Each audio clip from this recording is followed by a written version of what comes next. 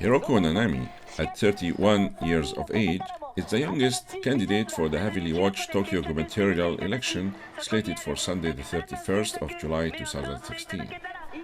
She is endorsed by the Happy Realization Party and vying for one of the most important jobs in the world, Governor of Tokyo City.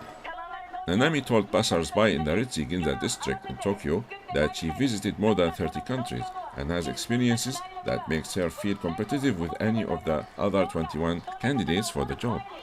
She said she wants to make Tokyo a more prosperous and attractive city by hosting a successful 2020 Olympics, and that foreigners who might be worried about earthquakes and tsunamis in Japan should trust her as she will work to enhance Tokyo's disaster prevention measures.